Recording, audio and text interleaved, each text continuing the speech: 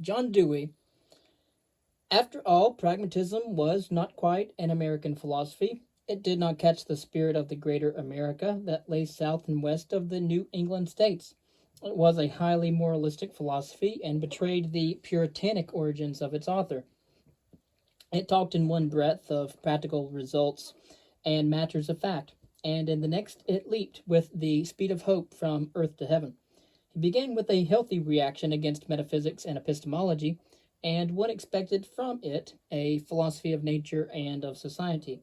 But it ended as an almost apologetic plea for the intellectual respectability of every dear belief.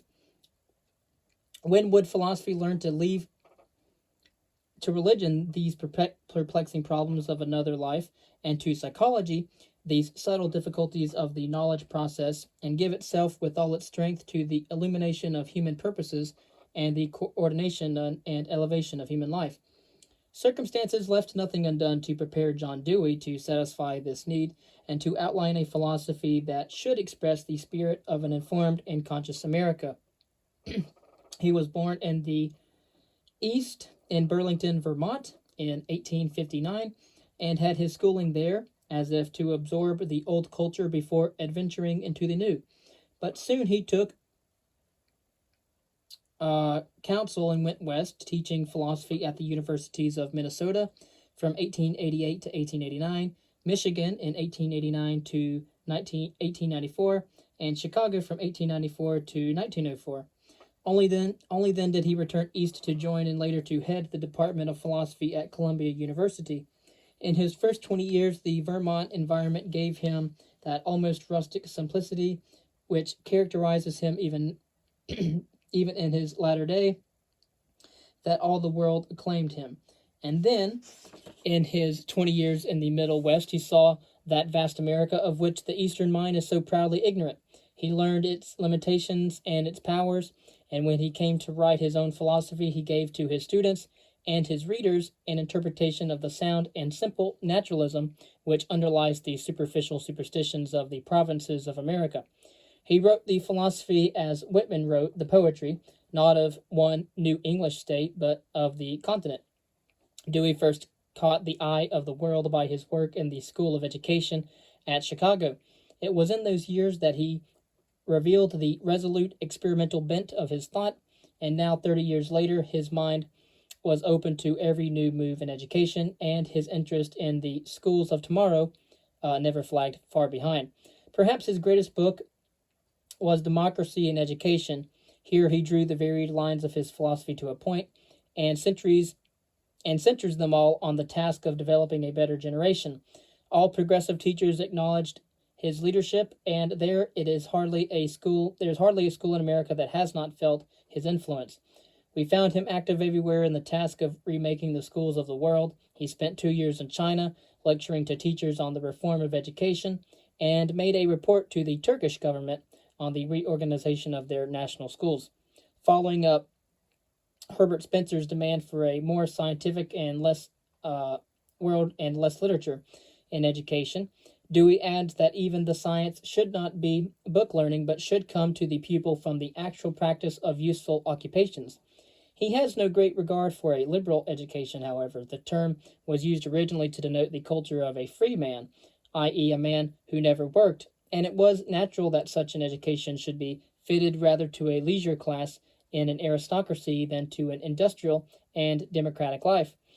But now that we are nearly all of us caught up in the industrialization of Europe and America, the lessons we must now learn are those that come through occupation rather than through books. Scholastic culture makes for snobbishness, but fellowship in occupations makes for democracy. In an industrial society, the school should be a miniature workshop and a miniature community. It should teach through practice and through trial and error the arts and discipline necessary for economic and social order. And finally, education must be reconceived not as merely a preparation for maturity, whence our absurd idea that it should stop after adolescence, but as a continuous growth of the mind and a continuous illumination of life. In a sense, the schools can give us only the instrumentalities of mental growth. The rest depends upon our absorption and interpretation of experience. Real education comes after we leave school, and there's no reason why it should stop before our death. The most important of Dewey's books were The School and Society, published in 1900, Studies in Logical Theory, published in 1903, Ethics in 1908, How We Think in 1909, The Influence of Darwin on Philosophy in 1910, Democracy and Education in 1913, Schools of Tomorrow in 1915, Essays in Experimental Logic in 1916, Creative Intelligence in 1917, Reconstruction in Philosophy in 1920, Human Nature and Conduct in 1922. The last two, Reconstruction in Philosophy and Human Nature and Conduct, are the easiest approaches to his overall thought. What distinguishes Dewey in the undisguised completeness with which he accepts the evolution theory, mind as well as body, is to him an organ evolved in the struggle for existence from lower forms. His starting point in every field is Darwinism. And, of course, I've read his book and have his book, The Influence of Darwin on Philosophy. And it is a wonderful book indeed.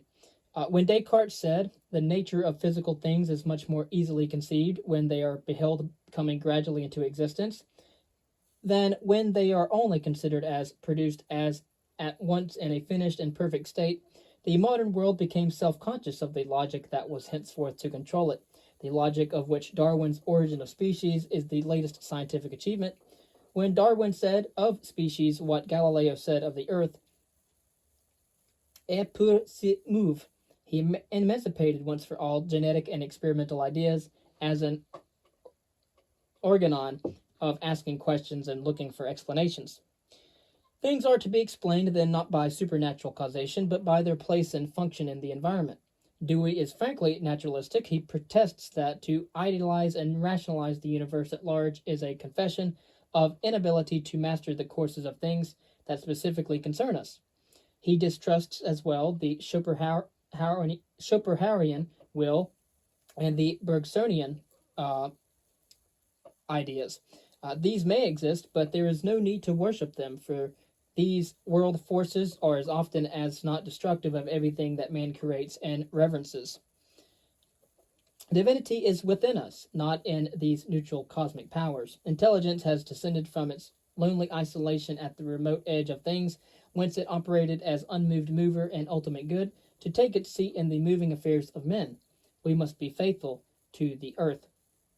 Of course, you might remember Henry Bergson being against Einstein on his view of time.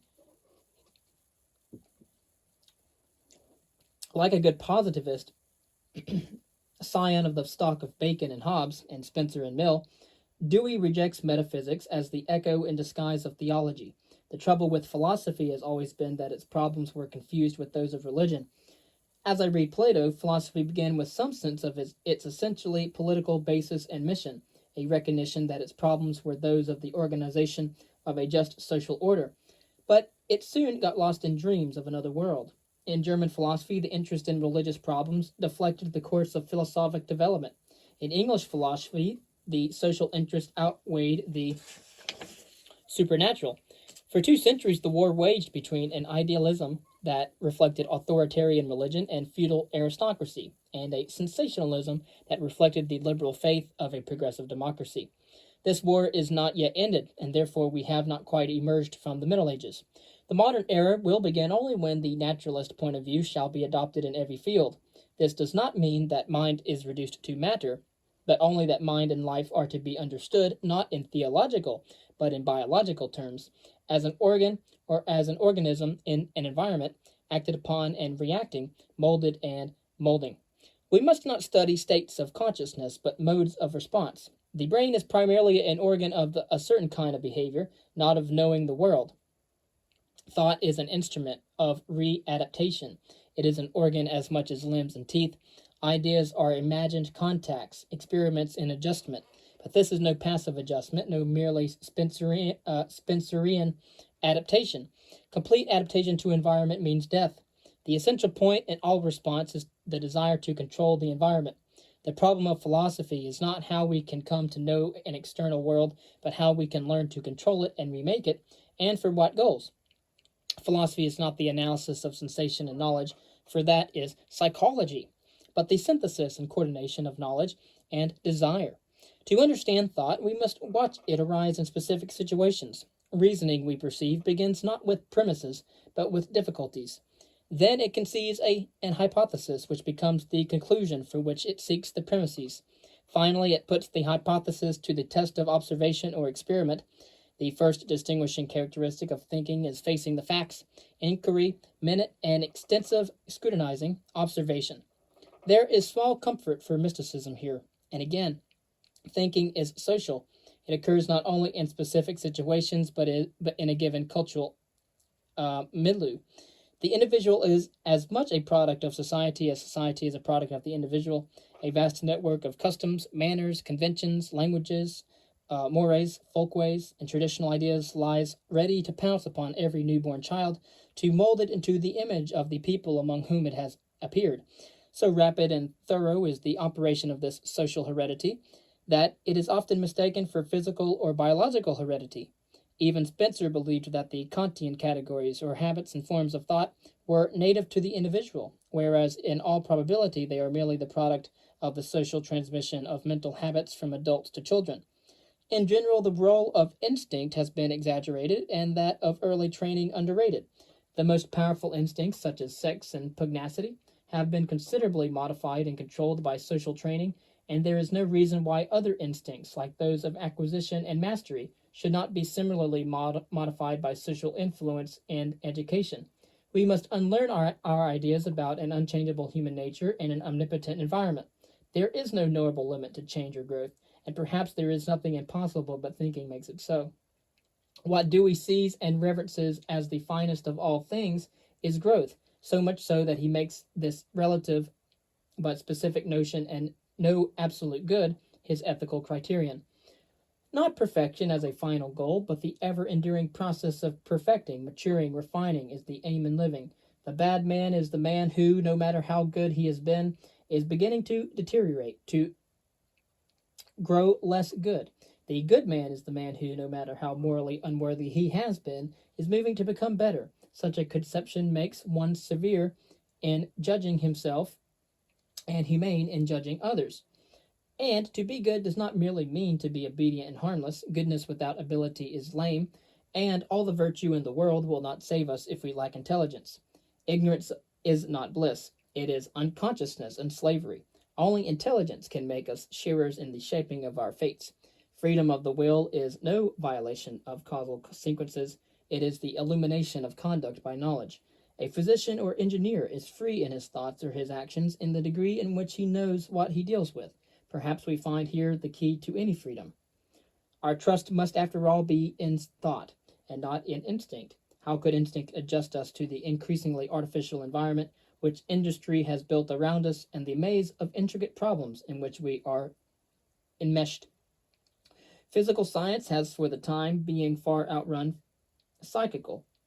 We have mastered the physical mechanisms sufficiently to turn out possible goods. We have not gained a knowledge of the conditions through which possible values become actual in life, and so are still at the mercy of habit or haphazard, and hence of force. With tremendous increase in our control of nature, in our ability to utilize nature for human use and satisfaction, we find the actual realization of ends, the enjoyment of values, growing unassured and precarious. At times it seems as though we were caught in a contradiction. The more we multiply means the less certain in general is the use we are able to make of them.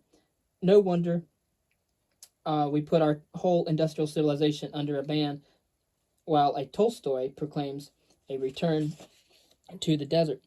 But the only way to see the situation steadily and see it whole is to keep in mind that the entire problem is one of the development of science and its application to life. Morals, philosophy, returns to its first love of the wisdom that is the nurse of good. But it returns to the Socratic principle equipped with a multitude of special methods of inquiry and tests, with an organized mass of knowledge, and with control of the arrangements by which industry, law, and education may concentrate upon the problem of the participation by all men and women up to the capacity of absorption in all attained values. Unlike most philosophers, Dewey accepts democracy, though he knows its faults. The aim of political order is to help the individual to develop him or herself completely, and this can come only when each shares up to his or her capacity in determining the policy and destiny of his or her group. Fixed classes belong with fixed species. The fluidity of classes came at the same time as the theory of the transformation of species. Aristocracy and monarchy are more efficient than democracy, but they are also more dangerous. Dewey distrusts the state and wishes a pluralistic order in which as much as possible of the work of society would be done by voluntary associations. He sees in the multiplicity of organizations, parties, corporations, trade unions, etc., a reconciliation of individualism with common action. As these, quote, develop in importance, the state tends to become more and more a regulator and adjuster among them, defining the limits of their actions, preventing and settling conflicts. Moreover, the voluntary associations do not coincide with political boundaries. Associations of mathematicians, chemists, astronomers, business corporations, labor organizations, churches are transnational because the interests they represent are worldwide. In such ways as these, internationalism is not an aspiration but a fact, not a sentimental ideal but a force. Yet these interests are cut across and thrown out of gear by the traditional doctrine of exclusive national sovereignty. It is the vogue of this doctrine or dogma that presents the strongest barrier to the effective formation of an international mind which alone agrees with the moving forces of present-day labor, commerce, science, art, and religion. But political reconstruction will come only when we apply to our social problems the experimental methods and attitudes which have succeeded so well in the natural sciences. We are still in the metaphysical stage of political philosophy. We fling abstractions at one another's heads, and then when the battle is over, nothing is won. We cannot cure our social ills with wholesale ideas, magnificent generalizations like individualism or order, democracy or monarchy or aristocracy, or whatnot. We must meet each problem with a specific hypothesis, and no universal theories are tentacles, and fruitful progressive living must rely on trial and error. The experimental attitude substitutes detailed analysis for wholesale assertions, specific inquiries for temperamental convictions, small facts for opinions whose size is in precise ratio to their vagueness. It is within the social sciences, in morals, politics, and education, that thinking still goes on by large antitheses, by theoretical oppositions of order and freedom, individualism and socialism, culture and utility, spontaneity and discipline, actuality and tradition. The field of the physical sciences was once occupied by similar total views, whose emotional appeal was inversely as their intellectual clarity. But with the advance of the experimental method, the question has ceased to be which one of two rival claimants has right to the field. It has become a question of clearing up a confused subject matter by attacking it bit by bit. I do not know a case where the final result was anything like victory for one or another among the pre-experimental notions. All of them disappeared because they became increasingly irrelevant to the situation discovered, and with their detected irrelevance, they become unmeaning and uninteresting. It is in this field, in the application of human knowledge to our social antagonisms, that the work of philosophy should lie. Philosophy clings like a timid spinster to the old-fashioned problems and ideas. Direct preoccupation with contemporary difficulties is left to literature and politics. Philosophy is in flight today before the sciences, one after another of which have run away from her into the productive world, until she is left chill and alone, like a forsaken mother with the vitals gone from her and almost all her cupboards empty. Philosophy has withdrawn herself timidly from her real concerns, men and their life in the world, into a crumbling corner called epistemology, and is in danger every moment of being ousted by the laws that prohibit habitation in flimsy and rickety structures. But these old problems have lost their meaning for us. We do not solve them, we get over them. They evaporate in the heat of social friction and living change. Philosophy, like everything else, must secularize itself. It must stay on the earth and learn its keep by illuminating life. What serious-minded men not engaged in the professional business of philosophy most want to know is what modifications and abandonments of intellectual inheritance are required by the newer industrial, political, and scientific movements. The task of future philosophy is to clarify men's ideas so as to the social and moral strifes of their own day. Its aim is to become, so far as is humanly possible, an organ for dealing with these conflicts. A Catholic and a far-sighted theory of the adjustment of the conflicting factors of life is philosophy. Again, Catholic here is not referring to the Catholic religion. It's just Catholic is a word that's used to refer to universal. A philosophy so understood might at last produce philosophers worthy to be kings. It is clear in retrospect that the most eloquent and subtle of our living thinkers belongs almost wholly to the cultural traditions of Europe, that William James, though attached in many ways to that tradition, caught the spirit of at least the Eastern America in his thinking, and the spirit of all America in his style, and that John Dewey, product of East and West alike, has given philosophic form to the realistic and democratic temper of his people. It becomes evident that our ancient dependence on European thought is lessening, in a sense, that we are beginning to do our own work in philosophy, literature, and science, and in our own way. Merely beginning, of course, for we are still young and we have not yet learned to walk entirely without the assistance of our European ancestry. But if we find it hard to surpass ourselves and are sometimes discouraged with our own superficiality, our provincialism, our narrowness and our bigotry, our immature intolerance and our timid violence against innovation and experiment, let us remember that England needed 800 years between her foundation and her Shakespeare, and that France needed 800 years between her foundation and her Montaigne. We have drawn to us from Europe and selected for survival and imitation among ourselves rather than the initiative individualist and the acquisitive pioneer that the meditative and artistic souls. We have had to spend our energies in clearing out great forests and tapping the wealths of our soil. We have had no time yet to bring forth a native literature and a mature philosophy. But we have become wealthy, and wealth is the prelude to art. In every country where centuries of physical effort have accumulated the means for luxury and leisure, culture has followed as naturally as vegetation grows in a rich and watered soil. To have become wealthy was the first necessity. A people, too, must live before it can philosophize. No doubt we have grown faster than nations usually have grown, and the disorder of our souls is due to the rapidity of our development. We are like youth, disturbed and unbalanced for a time by the sudden growth and experiences of puberty. But soon our maturity will come. Our minds will catch up with our bodies, our culture with our possessions. Perhaps there are greater souls than Shakespeare's and greater minds than Plato's, waiting to be born. When we have learned to reverence liberty as well as wealth, we too shall have our renaissance.